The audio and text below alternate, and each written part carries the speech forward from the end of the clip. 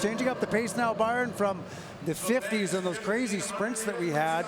Really the opposite end of the spectrum. This is the longest race we have in the pool now. This is the men's 1,500 meter freestyle. 30 lengths to the pool. Hold on to your hats.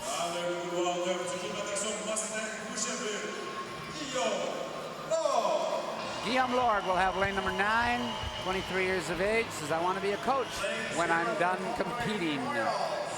Simon Fonseca from Montreal, the Camo Club, Club Aquatique Montreal Olympique. Only 16 years of age. He was 9th in the 800 meter freestyle earlier in this camp. Edouard Duffy, also teammate of Fonseca's, will have lane number 8. Kieran Watson, 21 years of age, lives in the Seattle area, actually. His coach at the University of Denver is Alicia Hicken, who grew up in the Etobicoke Swim Club.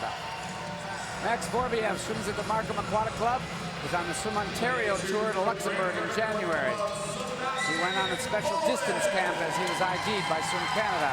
Sebastian Pollins, big cheer from behind me. His mom is there. She's the CEO of Swim Canada, along with some family members, 25 years of age. He's out of Brantford. Olivier Risk, 18 years of age, out of Carleton. Nico Bilal's his coach. He was the gold medalist at U Sports in the mile. Benjamin Cote, 21 years of age, out of Killarney in the Calgary area, was at the 2023 Pan Am Games. Eric Brown, 21 years of age, of Point Claire Swim Club. He was the national champion last year in the 400, the 800, and the 1500. So far, he's been second in the 400 and the 800 at these trials. This is the man that beat Brown in the 800 meter with a phenomenal last 50 meters, Timothy Barbeau, out of the Neptune Natation. They train actually out of the Olympic pool, and we might as well mention it. The trials were supposed to be in the Olympic pool in Montreal, but there was a big fire, and they couldn't get clearance to get the health people to say that the ducts and everything there that were carrying all the smoke were actually clear of debris and wouldn't harm the swimmers, so they had to shut the pool and they had to move the trials. Very good by the staff here, Rafael Torre and all his staff, to be able to get this pool organized and ready in 4 weeks. Incredible effort on the part of so many people to get things up and prepared here in Toronto as we're prepared to go to the 1,500 meter freestyle final now. It's a pretty quick Olympic qualifying time, considering the best times of the men in the pool. 15 minutes, 0.99 seconds. See how close we can get to that as this one gets ready to get underway. The Olympic qualifying times are set basically at around 15th spot in the world, 15th to 20th. It's sort of a complicated formula, but it's around that pace. And what happens is there's basically 4 parts to get into the Olympic Games, because there is a hard cap. There didn't used to be in the 80s and 90s. If you set a qualifier, you could get a lot of people there, but it started to float up to 1,200 swimmers, and the Olympic Committee was getting grief for having too many athletes in the game, so they cut it back to 850. So you have the FINA A time, which is the Olympic qualifying time, and that'll generate X number of athletes. Then you can bring X number of relay people, and then there is a small little window of a few extra people you can bring that just missed the standard. And then there's it's sort of basically referred to as the C standard, and that's for the very, very small countries. And as long as they're reasonably good athletes at a certain minimum qualification, you can send 1 male and 1 female. And that'll get you to 850. So in order to get there, if you're going to have more than one in your country, then you've all got to be making the FINA A standard in any other event. So it's a pretty, Canada, of course, has some of the best swimmers in the world, so you've got to make that standard, and that 15-minute standard is incredibly fast. Right now, it's 20 seconds faster than anybody's best time in the field here. Timothy Barbeau will give it a go. It is right, and he won the 800-meter freestyle. He was looking good. He was looking on form, but he's basically got to hold the same pace that he held at the 800 over the course of 1,500 meters. We've got to see them lapping at 30 seconds or better the entire way if you want to see anybody down at that cut.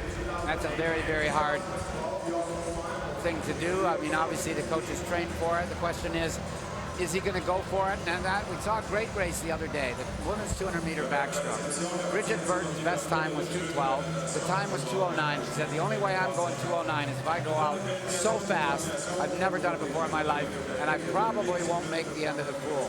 And that's exactly what happened. She went out very fast, was in first place for the 100, and ended up in 4th spot. But she went for it. I thought it was fantastic. Now, the other swimmers whose best time were close to that 2:09, on a very smart, controlled, paced race and were able to get there at their best time and qualify for the Olympic team. So it was interesting. You have to see that. So the question here is that Timothy Barbeau is already up to 30.2. So if he can just stay at that, that's fine. But he's got 25 laps to go, and he'll probably float up a little bit and be over it. But again, he's a young man. He's only 18 years of age. He's got a big, big career ahead of him. Eric Brown trying to stay with him, the 21-year-old in lane number 5. Currently in lane number 7, you got the youngster, the 17-year-old Max Borovev, who trains just down the road in Markham Aquatic Club. Markham built a 50-meter pool for the Pan Am Games, just like this pool, in the sense it was built specially for the games. It's a legacy pool, and there's a good club there under Sean Baker. Well, in those land sports, we're so used to hearing it's a game of inches. Well, in our sport, it's a game of tenths of second, and those little tenths of second, particularly when you have 30 50s, can make an awful lot of difference.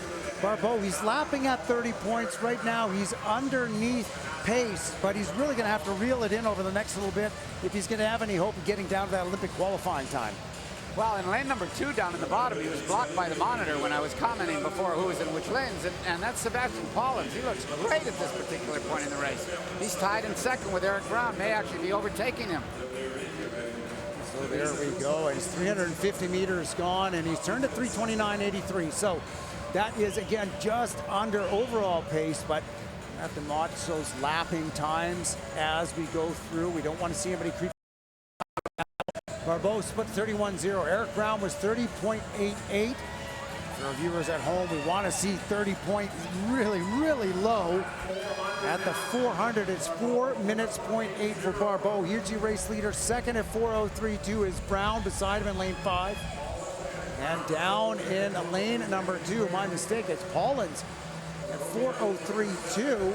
He's a couple tenths of a second up on Eric Brown in lane number 5. And it's great to see a good race developing here early on. Perhaps these men can push themselves over the next few hundred meters. Well, Paulins is a Western grad. He swam Western University under Coach Paul Midgley, did a great job. Now training in Toronto. He's in a good spot with Eric Brown. Eric Brown's had a big program at this competition, like usual. He was also 4th in the 400-meter individual medley. Paulins did one of his best times in the 800, so that's got to given him confidence. He was 4th in the 800-meter free and 9th in the 400-meter free. So usually once you're a distance guy, you're a distance guy, and you do a lot of the 400, the 800, the 15. Should mention that at the Olympic Games, there is an 800 freestyle for men. First time it ever was swum was in Tokyo, and the reason it was swum was that the women, they wanted to introduce the 1,500-meter freestyle for the women. If they added the 1,500 for the women, because they only used to do an 800, they had to enter the 800 for the men. And that's exactly what happened, and it opened up another event for the distance swimmers. Well, it's also interesting at the Olympic Games, and you don't see it here. We very rarely see it domestically in Canada, but at the Olympics, they're going to have to do this event, both heats and finals, the same way they do the 800, a preliminary swim, and then 48 hours later, a final swim.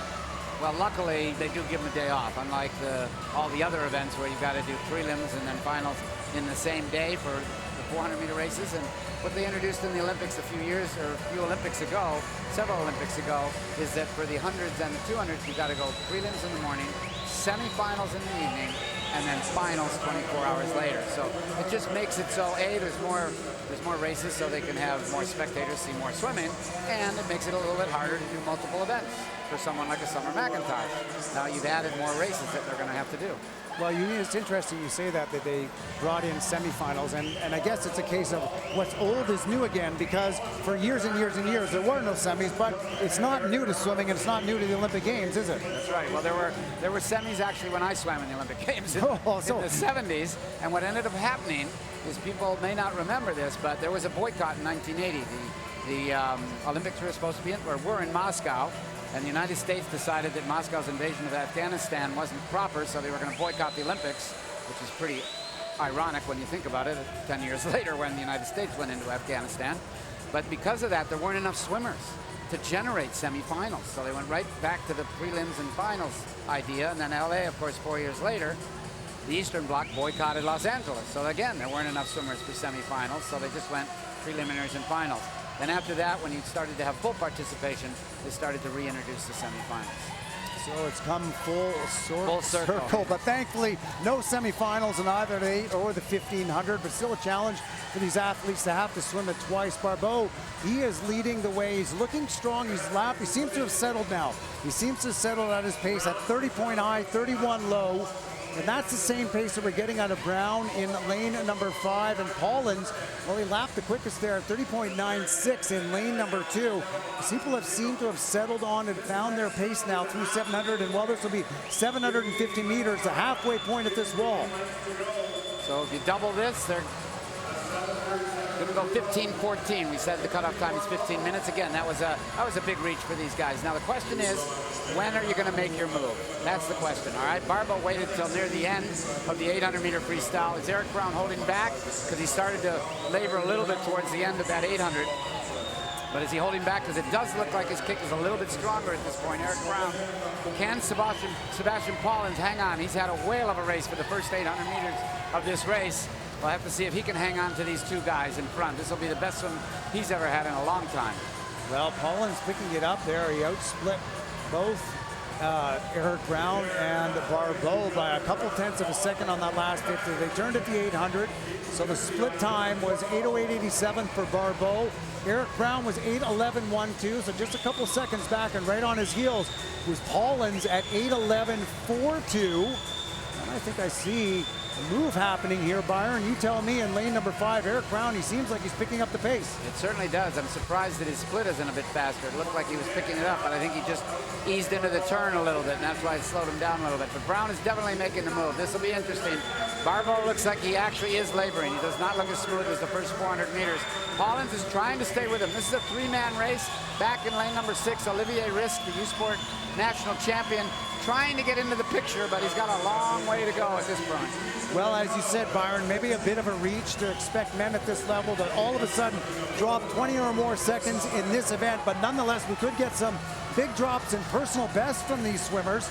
And that's turning at the 900, and really that, if they're not going to go into that standard, that's what you want to see. Absolutely, you've got to do that. So all the swimmers are obviously wearing goggles. Everyone takes it for granted, but until the 1970s, there were no goggles. Nobody had invented them yet, and then all of a sudden they came onto the scene in the early 70s, but everybody was afraid that if you wore them, they'd fall off while you were racing. So nobody still raced with them early in that period of time. And then it just took David Wilkie from Great Britain to win the gold medal in the 200-meter breaststroke at the Olympic Games wearing goggles and actually a bathing cap for a guy. And everybody said, okay, if he can do it, we can do it. And obviously then it changed, and they're more refined now. They're actually a little more resistance proof. They're better on better angles than that, so they deflect the water better than they used to.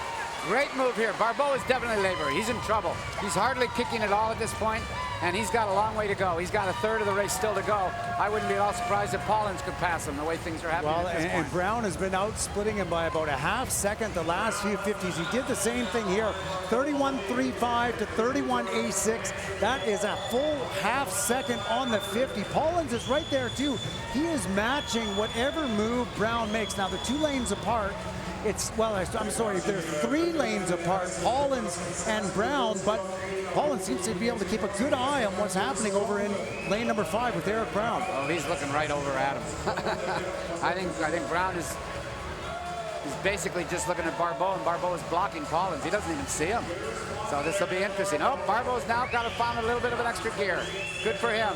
I'm sure he's hurting at this particular point. It's also a mental game. Where do you want to make your move? Was your move going to be at the 1,000 with 500 to go?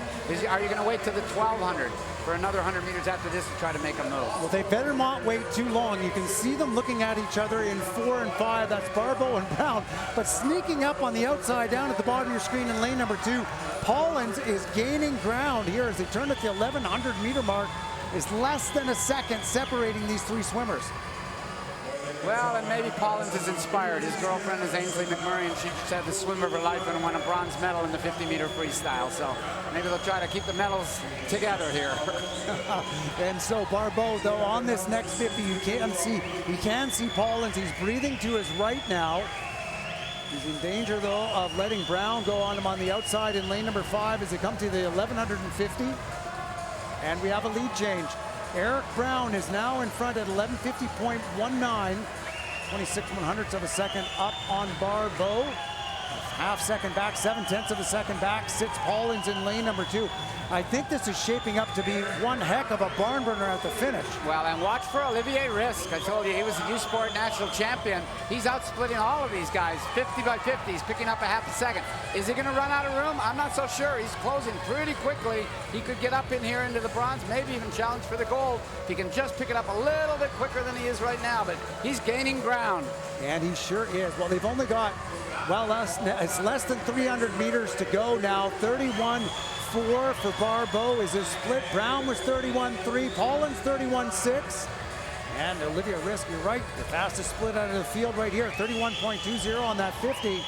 He's got a powerful kick, so we'll see. He's got a little more in the tank because he started out higher and he's getting faster and faster. So these other guys look like they're kind of hanging on a little bit, so they may not have a kick at the end. Yeah, Risk is going to get into the picture. He is going to get into the picture for the medals here. Well, at some point, somebody is going to have to try and make a concerted move to break the rest of the field. I see Eric Brown going strong there at 31.1. A Risk, though, he's splitting, as you just said, a full half second better than him. I think Risk may win this thing. He was out of the picture at the halfway mark, and he is picking up all the way. Brown is trying to make sure that that doesn't happen. He's trying to pull away from these other guys, the early leaders. Well, a Risk has got to make up about a 7.5 meter gap, so he's going to have to keep on going and have to keep on out-splitting the field. And you just saw Eric Brown split 30.8. Risk actually dropped off a couple tenths of a second, so it does appear Brown has picked up his second win in lane number 5. He's really getting on it, right? Now the question is, when are you going to reach down for that reserve? You may have no reserve left, but if you do have one, are you going to wait till the last length? They got 3 lengths to go. Are you going to wait for 2 lengths? There's an American that's made it famous. His name is Bobby Fink, and he was in 4th place at the Olympic Games, and he outsplit the last guys on the last length by about a body length and a half. And now the word is, did you get finked? That's the word, right? If somebody gets you at the very end. So the question is Olivier Risk going to fink anybody here by coming back so strong? Barbeau is in the middle, is starting to pick it back up again. Paulins is the one that's going to be on the edge here with the way Risk is picking it up. Well, let's see. It's a great effort defending that lead that he's built up now is Eric Brown. You just saw the bells. These swimmers have less than 100 meters to go, and it looks like all 4 of our leaders have kicked it into another gear. They certainly have. Brown's going to win it, no question about that. Did a nice pace job, moved at the 1,200 meter mark, stole it away. In second spot, looks like Barbeau. Olivier Risk trying to make a big move on Sebastian Paulins. There we go, 50 meters left to go. Brown is now splitting back under 30 seconds. 29.74 on that 50. Right on his heels is Barbeau, and it's going to be a great race between Risk and Paulins to get that final podium position as we come to the close. There's just 15 meters left to go for Eric Brown in lane number 5 from Point Claire. His personal best, it stands at a time of 15:26.85. And Brown to the wall, 15:23.87. And look at this, Olivier Risk comes up for bronze in lane number 6 with a great finish. Second goes to Barbeau. That was a very dramatic end to the longest race in the pool for the men, the 1,500 meter freestyle. There's Olivier Risk. Well, Olivier Risk and Paulins got into that battle. They both did their best times by 15 seconds. I mean, that's what inspiring swimming is all about. They did a great job, those 2 gentlemen. The other guys in front, no question. Eric Brown right on his best time, actually, a couple seconds under his best time. All right, and Barbeau just 1 or 2 seconds off his best time. But boy, the next 2 guys, 28-29, their best times were in the 1540s. Some great swims there. Nobody under Olympic qualifying time, but they should still be happy nonetheless. Personal best times, that's all you can ask for. Some good swims there in the 1,500 meter freestyle. You can see how close they swam for so much of that race. Yep, there's Paulins in the middle, Barbeau, and on the far left with Brown, and then Brown now at this point, all of a sudden, starts to pick it up a bit, and then he starts to get a lead, and then he just kept adding to it, and the other swimmers couldn't keep pace with him. That's the bell. The swimmers always get the bell in the longer races, not the 400 meter race, but the 800 and the 15 with 100 meters to go. On the far left is Risk. All Eric Brown. Great finish in the men's 1,500 meter freestyle. Always so exciting when it's a race. Drama like that and make it a race. a solid one there. We see the final results, personal best by top swimmers in that field. So and Fonseca did his best time by 16 seconds in 5th. Lots of good times. great results in the men's 1500 meter freestyle. Congratulations, Eric. Second in the 800 and tonight first in the 1500. How do you feel about that performance? It was good. You know, it's been a rough season so far, so just happy to put up a decent time today and just enjoy myself, so I'm happy with that. It was a great race with you and Timothée and Sebastian in lane 2. What went through your mind during the second half of the race? You know, I knew I was just descending the race. Every 300, I wanted to pick it up a little bit, and seeing how much effort they were putting in, I knew I was going to be able to catch them. And so being able to do that, I'm just overall happy with my performance today. Last question for you. I see you have a really good cheering team here in the stands. What would you like to tell them? Thank you so much for making the trip. You guys mean the world to me. Love you. Congrats again, Eric. Eric Brown, champion in back-to-back Olympic trials.